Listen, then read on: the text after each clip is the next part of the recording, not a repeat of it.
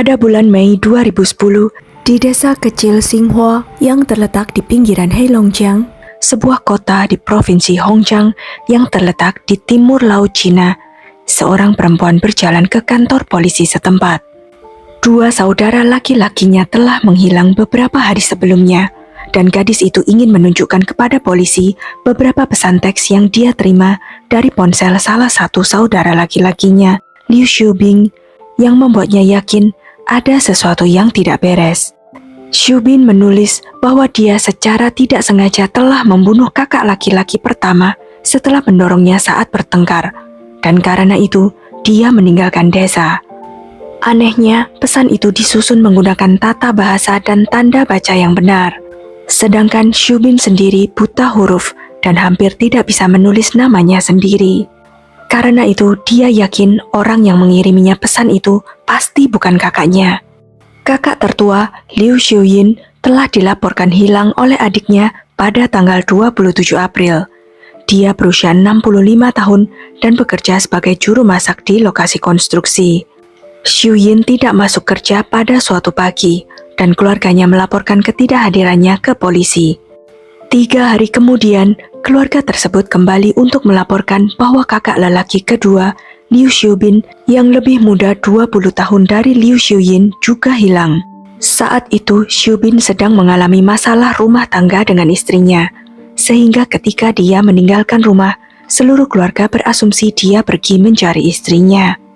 Setelah berhari-hari tidak mampu untuk menghubunginya, barulah keluarga tersebut menyadari bahwa dia juga hilang. Polisi pergi menggeledah rumah Xiuyin dan menemukan uang serta kartu identitasnya masih ada di rumah. Berdasarkan penyelidikan, orang terakhir yang melihat keduanya masih hidup adalah mantan dokter setempat bernama Su Hong. Polisi berbicara dengan Su Hong ketika laporan Liu Xiuyin hilang diajukan. Sudah menjadi rahasia umum bahwa Su Hong telah meminjam uang dari Liu Xiuyin. Tetapi Su Hong berusaha keras untuk menjelaskan bahwa dia telah melunasi hutangnya. Polisi yang memeriksa pesan-pesan Xiubin untuk adiknya juga merasa bahwa pesan-pesan itu ditulis dengan sangat baik.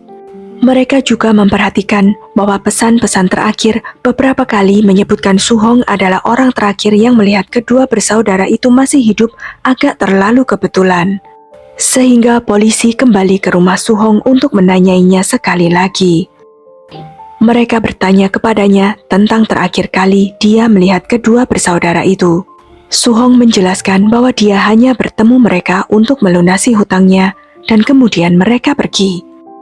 Su Hong mengizinkan polisi untuk melihat-lihat bagian dalam rumahnya, tapi sepertinya tidak ada yang janggal.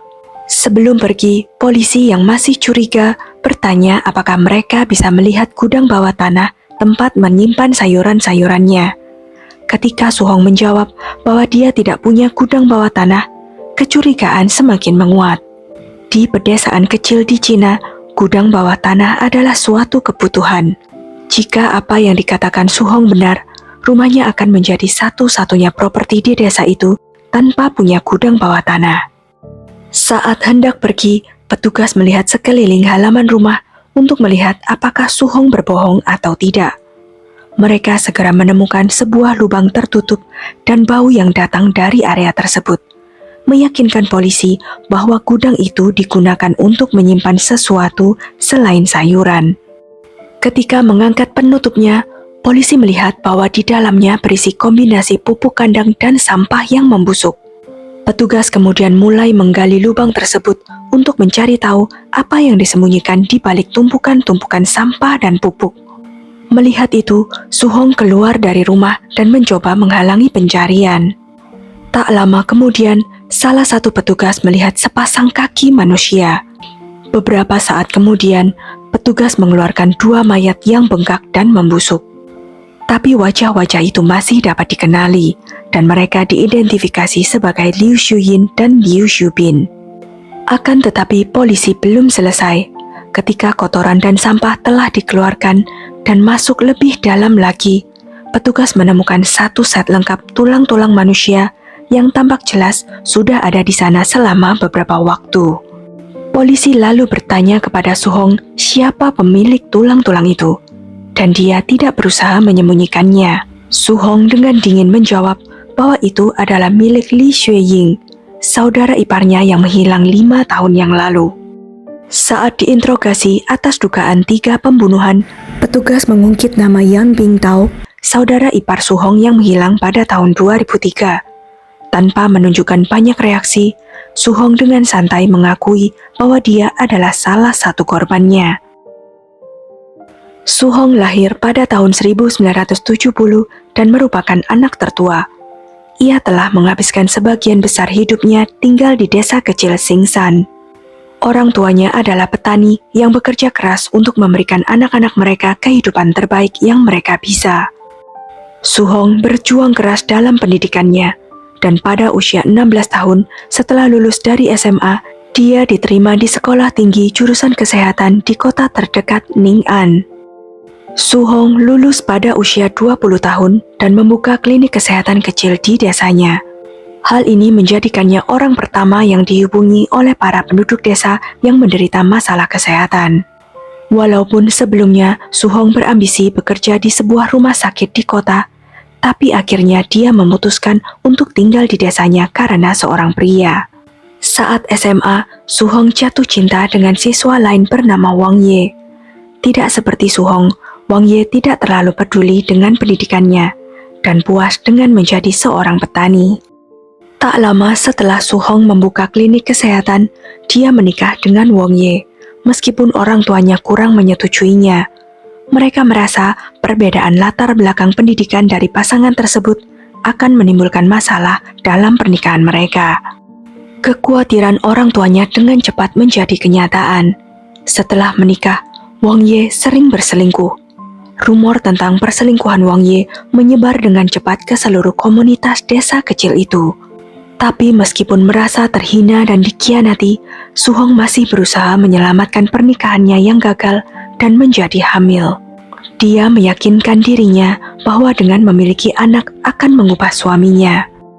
Sayangnya, dia sangat salah.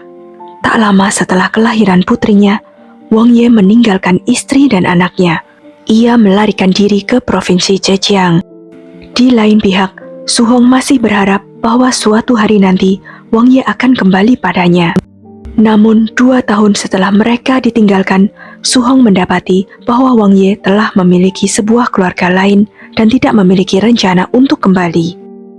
Berita tersebut membuatnya hancur, tetapi dia tidak memiliki pilihan lain selain membesarkan putrinya sambil bekerja di klinik kesehatan. Adik-adiknya membantunya semampu mereka, tetapi mereka juga memiliki keluarga sendiri dengan anak-anak mereka sendiri untuk dibesarkan. Suatu waktu, adik-adik Su Hong meninggalkan desa setelah mendapatkan pekerjaan di provinsi lain. Seperti yang biasa terjadi di Cina, anak-anak ditinggal untuk diasuh oleh kakek nenek mereka. Jadi, Su Hong selain mengasuh putrinya, juga harus membantu merawat keponakan-keponakannya.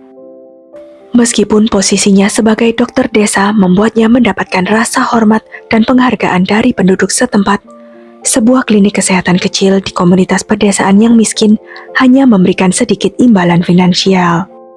Untuk mendapatkan lebih banyak uang, Su Hong menyewa tanah untuk bertani seluas 30 hektar yang dia kelola bersama ayahnya yang sudah lanjut usia. Sejak Su Hong mengetahui suaminya telah memulai sebuah keluarga baru, orang-orang di desa memperhatikan perubahan dalam kepribadiannya. Su Hong menjadi lebih dingin, lebih kasar, dan tidak menahan diri untuk menunjukkan kemarahan.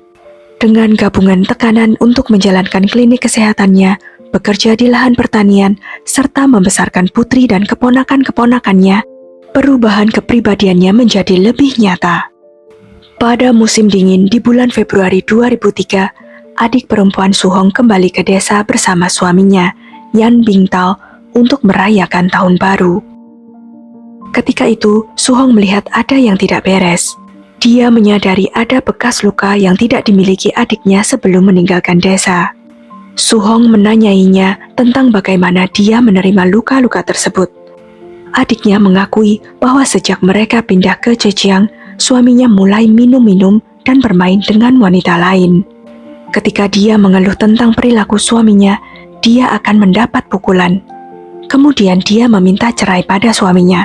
Tapi sebagai tanggapannya, suaminya memotong jari kelingkingnya sendiri di depannya.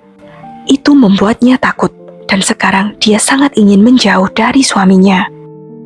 Su Hong membantu adik perempuannya itu meninggalkan desa tanpa Bing Tao tahu. Begitu dia menyadari istrinya telah pergi, Bing Tao langsung mendatangi Su Hong dan mengancamnya dengan pisau.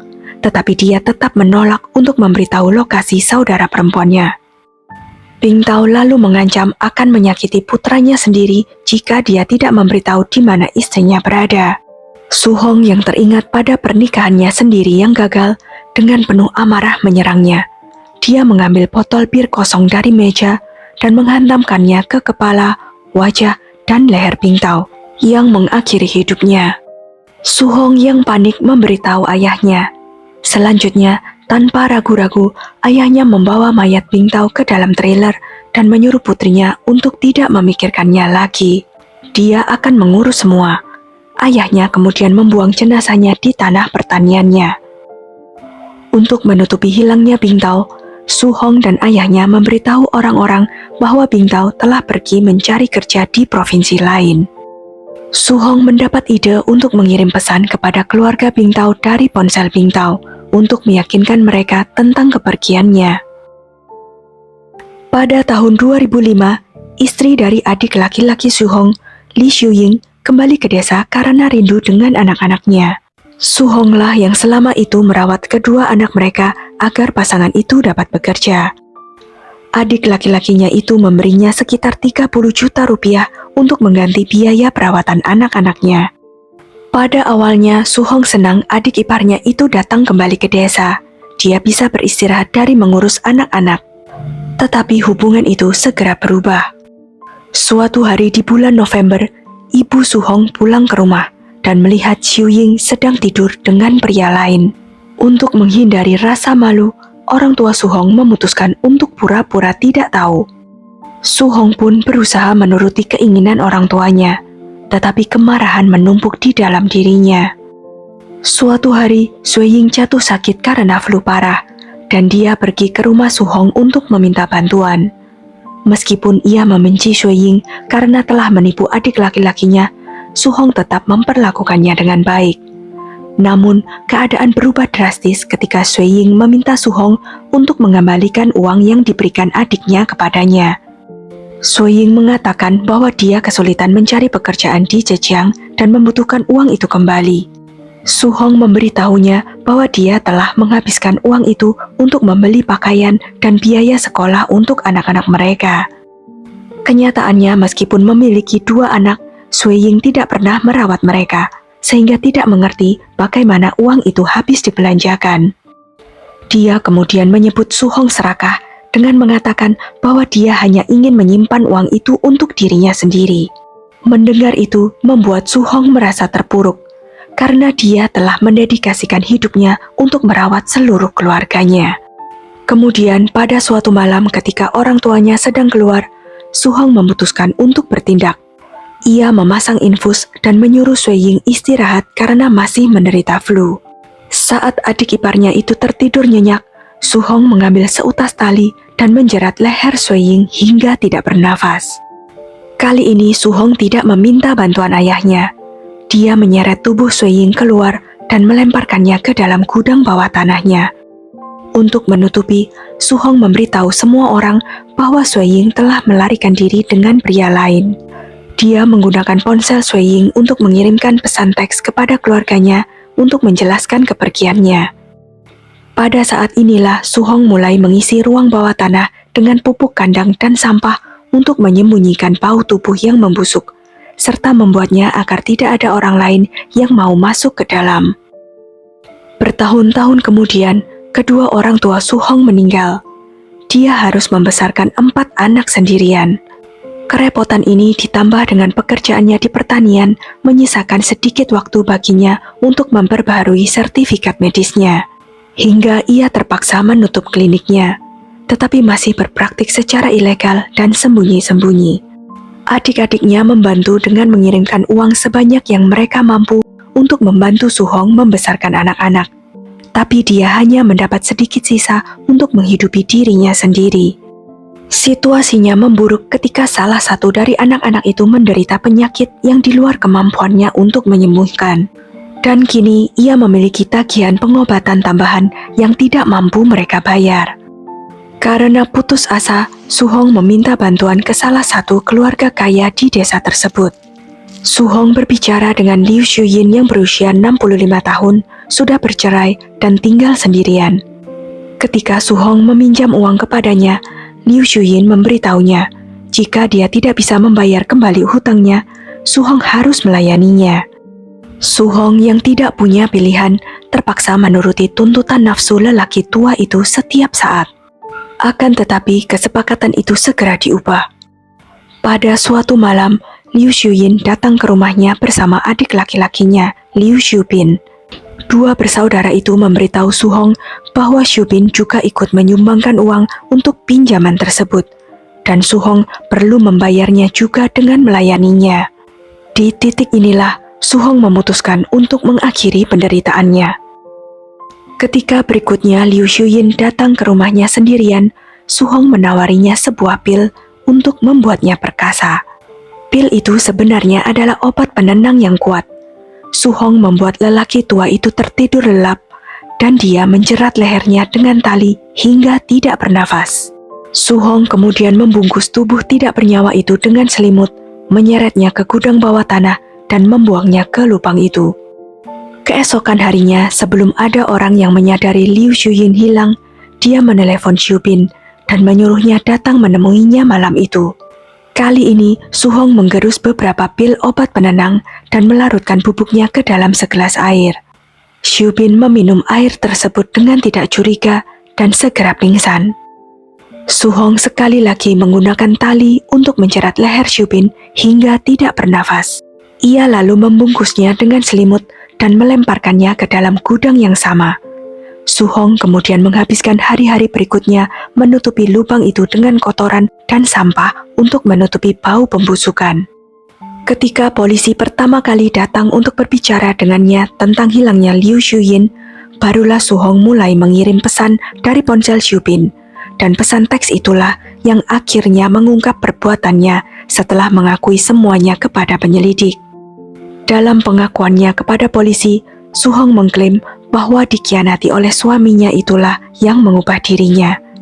Dia juga mengaku tidak pernah membiarkan dirinya memasuki hubungan romantis dengan pria lain. Wang Ye adalah satu-satunya pria yang pernah dia cintai. Su-hong juga bercerita tentang pengkhianatan mantan suaminya yang menumbuhkan kebencian yang mendalam terhadap perselingkuhan. Dia percaya bahwa mereka yang berselingkuh pantas mendapatkan hukuman mati. Ketika ditanya tentang Liu Shuyin, Su-hong mengatakan bahwa pria tua itu sering tidak dapat terangsang. Ketika itu terjadi, Su-hong akan disalahkan dan dipukuli olehnya. Su-hong mengaku dia tidak menyesal mengambil nyawa semua korbannya. Di matanya, mereka semua pantas mendapatkannya. Satu-satunya hal yang dia sesali adalah tidak bisa lagi membesarkan anak dan keponakan-keponakannya. Pada bulan Januari 2011, Su-hong diadili dengan tuduhan pembunuhan yang disengaja terhadap 4 orang. Dia memohon kepada pengadilan untuk menjatuhkan hukuman mati dan dieksekusi dengan cepat, agar rasa sakit dan penderitaan yang dia rasakan bisa segera berakhir. Su-hong harus menunggu lebih dari setahun untuk mendapatkan keinginannya. Pada awal tahun 2012, Su-hong akhirnya mendapatkan apa yang dia inginkan, dan segera dieksekusi dengan tembakan. Putrinya dan anak-anak yang lain dipindahkan ke luar desa untuk diurus anggota keluarga lain, supaya jauh dari gosip yang pasti akan merongrong hidup mereka. Sekian kisah kali ini. Jangan lupa untuk klik like, share, subscribe, dan komen ya pendapat kalian. Sampai jumpa lagi di video-video selanjutnya.